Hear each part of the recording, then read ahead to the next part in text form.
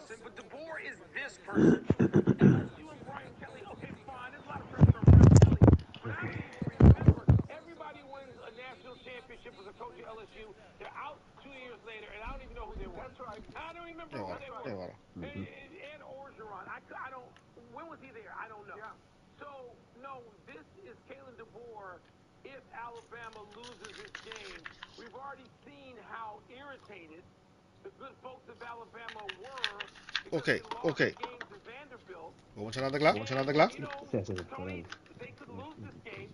I don't know what the line is, but I just think there's much more pressure on DeBoer in this particular circumstance. We're going to have honest disagreement here because my first instinct is to say that it would affect. Bueno, va. And I understand that DeBoer, he's in his first year, all right? And everybody wants you to win immediately at Alabama. And he might have the biggest win of the year when he beat Georgia. And as you say, he lost to Vanderbilt. He also lost to Tennessee. Still, I think that even the most rabid Alabama fans... No flight siya tampoco. Bakit tayo yaso? No statement. Replicating Nick Saban is really a hard task. On the other hand, with Kelly's now in his third season at LSU. The honeymoon period is over at LSU. He specifically went to LSU to win a national championship. Botame kita. Ay, no. Kata mas namin, mo. Even came up with that clear southern accent overnight, and DeBoer didn't do anything like that. And he's not following, as you point out correctly, he's not following the legend. Because LSU churns up its coaches. Yeah, I know. Impossible to. They fired Les Miles. Those guys won national championships. Kelly's never made the playoffs, I don't believe. His record is 26-9, which would be glittering in most places. But it's not glittering in LSU. So I honestly think it's going to be harder for him if they lose. Yeah, that's my whole point. I mean, the expectations that it's Alabama, Pasa na sindi. there's nothing rational about college football fans. Ay, no. And then no college football fans rational. And they have these outsized expectations. I know, man. The rumor is that a live tiger is going to be inside the stadium for the first time since 2015. A live tiger. I wonder if our pal James Carville will get Side. Let's take a break. Coming up, what chance do Lane Kiffin and Ole Miss have of upsetting Georgia tomorrow? Speaking of irrational. Makita po niyo. And Inter Miami actually get bounced from the MLS playoffs tomorrow. That'd be fun. So you think Tapame. Catch it off. Okay. Yes, because they're crazy. Pardon interruption is presented by... it's time to become adversaries in vocabularies? What's Hey! Yeah! Ay, di mo! Afre. Kung na to. Oh, kita mo foul? Good thinking mo siya na. Ate, maparino ki. Kaya pasa. Ay, no, ba't mo guarda toro? Kaya kita ka sa mo ba? Ay. spectacular when they were national champions, but they've lost to Alabama this year, Mike. They were close with Kentucky. They were pretty close with Florida. I think I'm not mistaken here that Carson Beck has thrown interceptions in maybe the last 5 games. Here's Ole Miss. You know, Lane Kiffin has pointed to this game all year. Ole Miss has lost twice, but only by a total, I think. Coño. He's 0-5, Lane Kiffin against Georgia and Alabama. Tonto swa. With those two teams, I just think that this team was built for this game. So to me, I'm not saying they're going to win. Yeah. But if they do win, I won't be shocked. Well, the chances, I'm going to go for you. Esta bonga nang. The chances are considerable, Tony. And they should be for all the reasons that you outlined. They're playing at home. And by the way, it's not just Georgia. There's no... Otro baito. Coño swa. I think Oregon is that, and they're not going to have much of a test this week against Maryland. But I think there's a lot of good teams, and Georgia's one of those teams. But so is Mississippi, and playing at home. This Lane Kiffin has given us a lot of promise, but no delivery. It's time to deliver, and the chances are considerable tomorrow. Say ano? Paparin mo. That's fair. What's next? Good! Tingko traffic ko eh. Ano? Sa Januari. It would be degrading. 2 aan een nieuw bed. Hmm. Bij Swiss Sense stel je samen met ons. It would be like the air rushing out of a balloon and the balloon acting crazily. I mean, you know, this is Lionel Messi is the biggest draw in the MLS. He and Inter Miami are the #1 seed in the playoffs in the MLS. You know, him in that pink jersey has come to symbolize the MLS. If I'm not mistaken here, in 20 games, or 19 games, he has 20 goals. Referee. And the fact that they're 1-1 right now in a best-of-3 playoff symbolize the MLS. If I'm not mistaken here, in 20 games, or 19 games, he has 20 goals and 16 assists. And the fact that they're 1-1 right now in a best-of-3 Coño, playoff suá. What? What are you doing? The game 3, I think, is tomorrow night in Miami. If they lose that game, you can just wrap up the MLS playoffs. Nobody's going to care to watch them. There'll be no reason to go to Miami except to see Reptard. I don't have any reason to go to Miami anyway. And you're totally wrong because you list all these great things about the team and particularly Messi, all of which are true, all of which are undeniable. And if you do that, it's invigorating. Everybody who plays in that league has to think, wait a minute, if the #9 seed can take the great one out, the GOAT, if they can get rid of him, we all got a chance. It's open to everyone. It ought to invigorate the league and the people who follow the league, but not you and a person who only cares about the one star that you want to watch the league. Invigorating Aye. and the soccer community That's to get rid of Lionel Messi.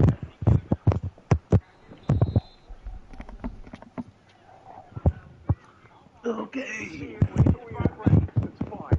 That's the final word. Let's take one last break still to come. The Niners appear to be regaining strength. The Crown Royal Rig all season Hindi long. music. Kick off with Crown. Please drink responsibly. Part of happy hour. Eso sí. People. Happy 86th birthday, Ay, Celtics champ. ay. Wow. Everybody knows Bill Russell was the center of the great Boston Celtics teams that won 11 championships in 13 years between 1957 and 1969. Sanders was a forward on 8 of those championship teams. He was a great defender who scored about 10 points a game and grabbed 6 rebounds. Wala pa siesta. He coached Harvard. Di. Returning to the Celtics Tambo. as an assistant, Yes. Sanders ultimately replaced Heinsohn during the 1977-78 season, and the next season he gave way to another Celtic. In those days, the Celtics always kept it Ronaldo in-house. would be proud. Playing days or the coaching days, he went into the restaurant business because he had a restaurant in the South End called Satch's, and I know because I went there. Particularly the first time I ever went to Boston was to cover Patrick Ewing's announcement about where he was going to college. And everybody in that restaurant thought he was staying home, and he said Georgetown, and there was a shriek of just like bewilderment. That was at Satch's restaurant. Met him there. Something I'll obviously never forget, Tony. Happy anniversary, Tom Dent. Just. On this day 54 years ago, the Saints kicker set the NFL record by kicking a 63-yard field goal in the 1917 win over Detroit. This was an astounding distance at that time, when 50 yards out was considered a real long Suanan. 7 years, 5 players tied Dent to 63. That record was broken in 2013 when Matt Prater went 64 yards. In 2021, Justin Tucker went 66 yards in a game winner over Detroit. Hit from 6 was such a big deal. Back of the end zone, they were at the front of the end zone. Wow. Seems like it was 100 years ago because it was Happy trails for the Bucks' 6-game losing streak. Damian Lillard had 34, and Giannis added 31 and 16 boards as Milwaukee beat the Utah Jazz last night. Said Lillard after the game, quote, I think we needed it bad, desperately, unquote. Of course, Milwaukee was at home. Point differential. The now 2-6 Bucks will get truer tests tonight against the Knicks in Madison Square Garden and Sunday at home against the Celtics. Doc Rivers vowed earlier this week that the Bucks will make the playoffs. We'll see, won't we? We'll see. Well, Tony, they certainly have some pressure on them, but they have time. And they have two great players in Giannis and Dame. They need Chris Middleton back. They need him back. But they got great players. They got some time. No? Yeah, because there's 82. Ambo. Let's go to the big finish. Niners coach Tyler Ui! says he expects Christian McCaffrey to make his season debut this Sunday against the Bucs. Is that significant? Yeah, but they're at Tampa, and Tampa's pretty good and coming off a stinging loss and needs to win too. The Winnipeg Jets shut out the Avalanche, moved to 13-1 as predicted here. You're impressed, aren't you? Yeah, I'm 13-1. A record of 13-1 in any sport. Come on, that's really good. The Yankees will bring back Aaron Boone next season. Refresh my memory. The Yankees are just the World Series, weren't they? No. Ibang Toro. Tonight, number 9 North Carolina at number 1 Kansas. Pabo. Smelling upset? You know, it's hard for me to believe that if North Carolina beats Kansas on any level, that's really an upset, given the history of both those schools. But I'll take the home school tonight. Okay. Last one, Warriors at Cavs tonight. Will the Cavs finally lose? I think ref. But they're totally aware. Ngayon ko pa sa Halang. Boston the other night when the Dubs went in there and for one night shut down the Celtics. So Cleveland has a lot of pride right now going on there about this team and its start. I think they'll win again. I think if Golden State had lost the other night, it might be different tonight. But you're right about that. We're out of time. We'll try and do better the next time. I'm Tony Kornheimer.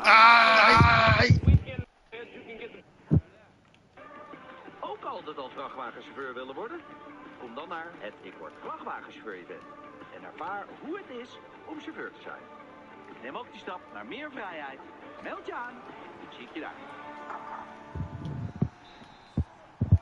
No Joel Embiid, and now no Tyrese Maxey in this one as well. But you Ruko is on the call for that Lakers-Sixers game, and he is joining us now. Always to have you in studio with us, Brian.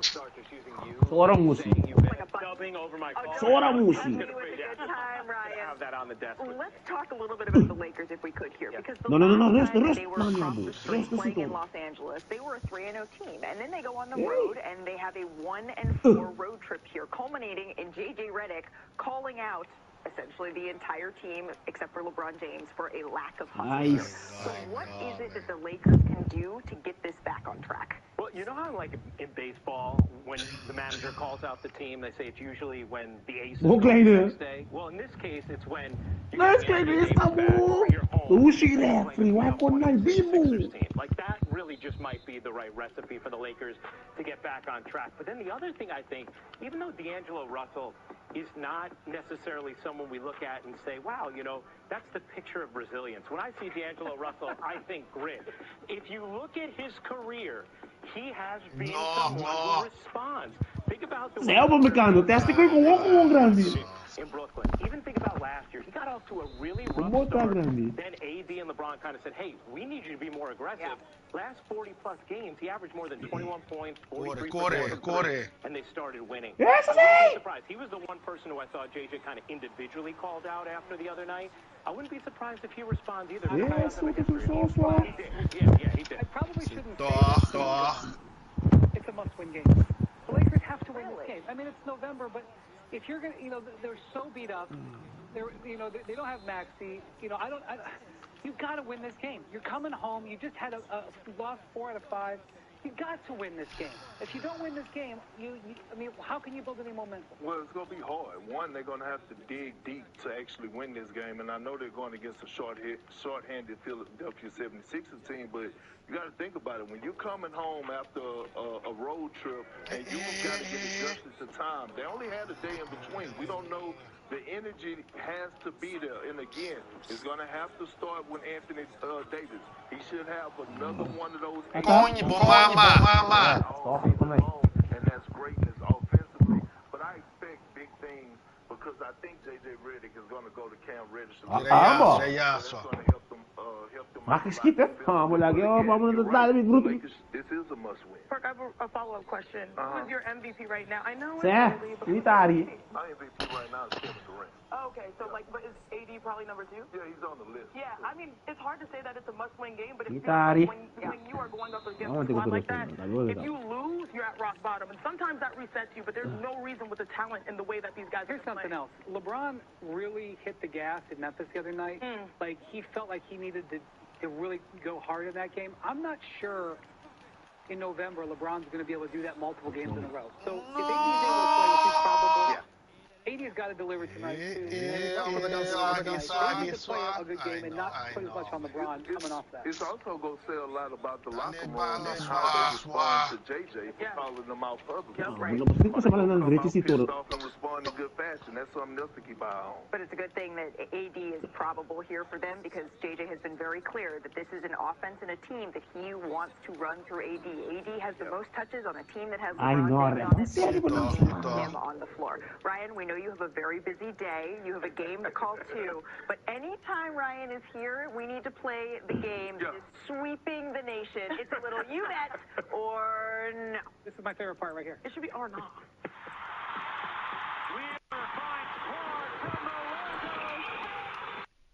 Doncic. Step back three. You bet. Mabry. Nurkic's push shot. No. Creeping. Taking. No. Kleba will pull. No. Tatum step back three. No. Brunson fading away. You bet. Ionescu. You bet. Curry catch fire. You bet. You're at some point, hurt or not, there's going to be a place where he takes a game. I just would be surprised if he plays all 82. The faces of everyone on this panel going, yeah. Makes it seem like everyone agrees with you here. Do I get your Wendy's no, though? All right. What do you bet? Just straight up. How about this one? The 76ers, they've had a tough start to the season, but will they, when it's all said and done, be a top 6 team in the Eastern Conference, Ryan? You bet. I mean, if you look at the rest of the East, and I know you've talked about this on your pod as well, Brian, the other teams haven't taken advantage, right? I know, no. They're going to do what they do. But nobody else is really separated. And what we have seen is when Joel Embiid is healthy, the Sixers win games. Since the start of last season, 31-8 with him, 17-33 without him. They're getting him back on Tuesday. They have Paul George back. I know they still are going to be without Maxey now for 2 to 3 weeks, but you bet they're going to end up a top 6 team. I absolutely. I know. I can all day. Let's see if we can get one more. Finally, the 7-1 Warriors are taking on the 9-0 Cavaliers tonight.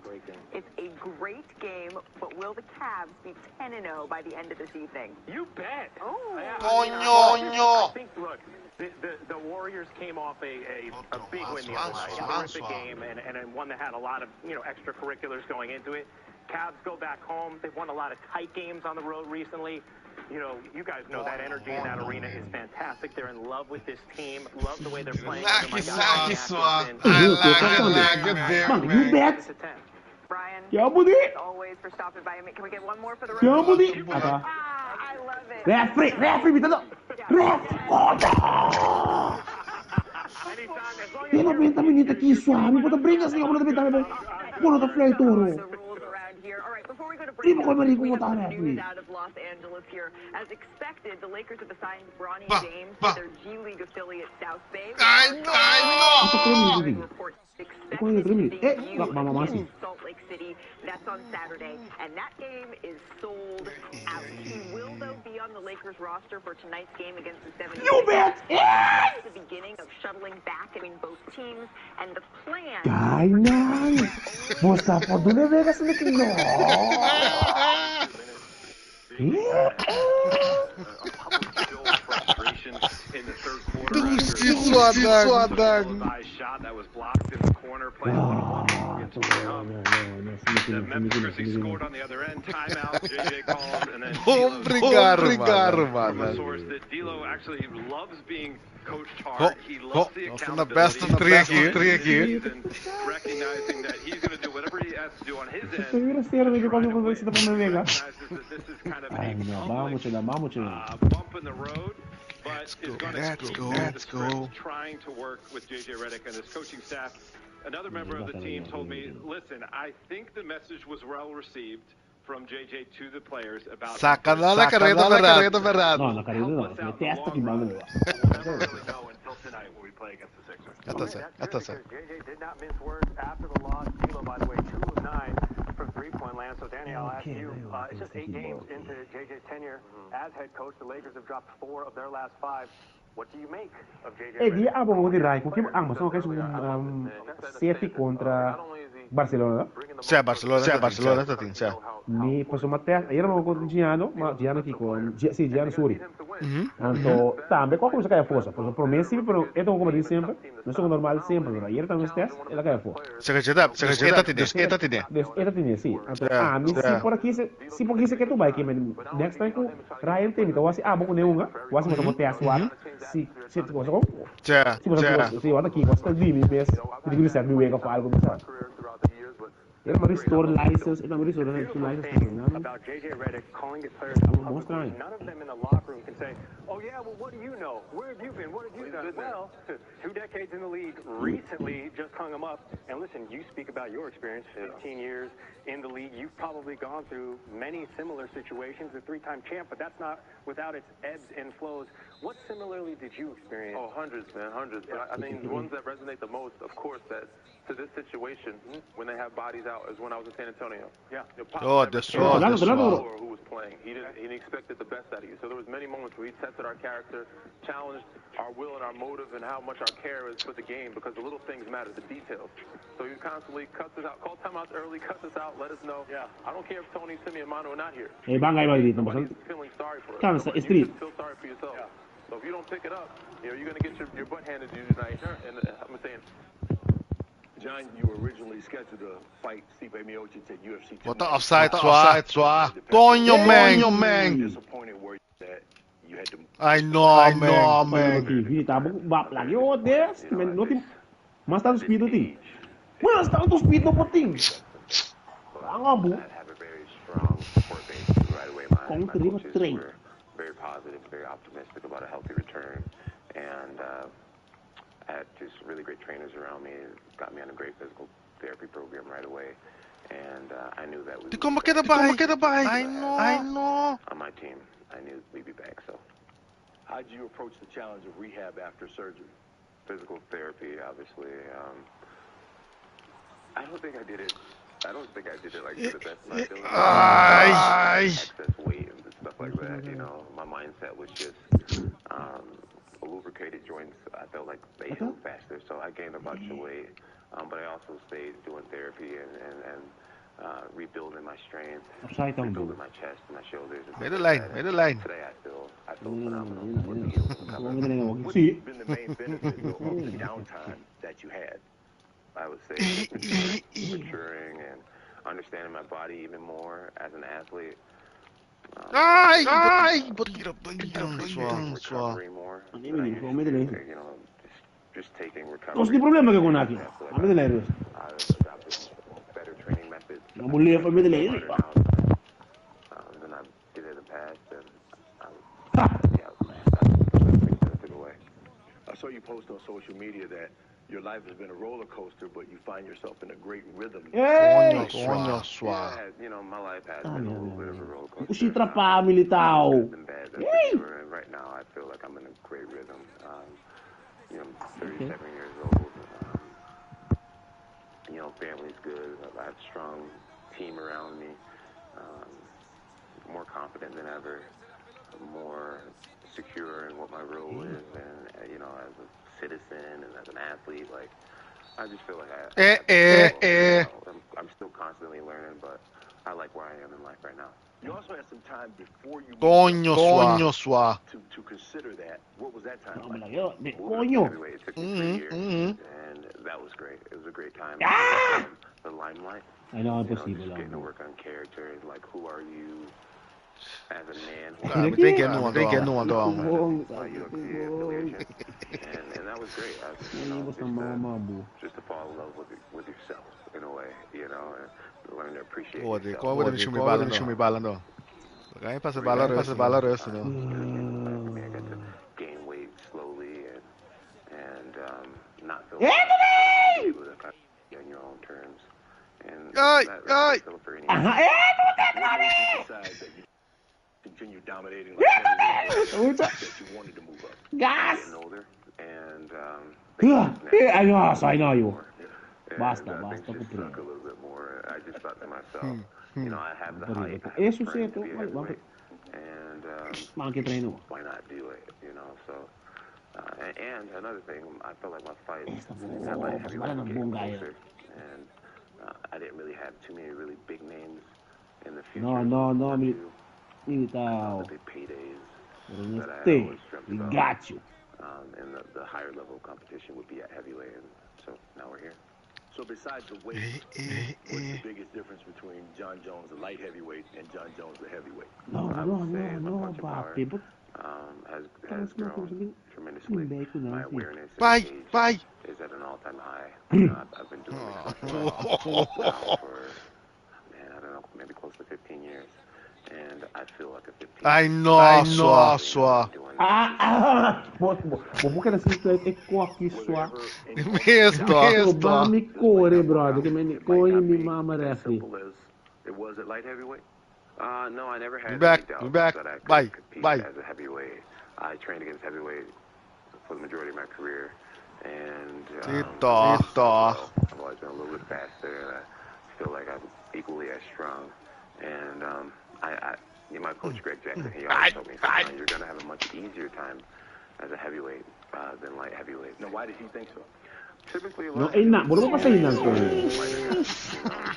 And they try to pace themselves, try to, manage their energy. Quindi wabo, pallone ora che coglio cacca, vai 25 minutes every time.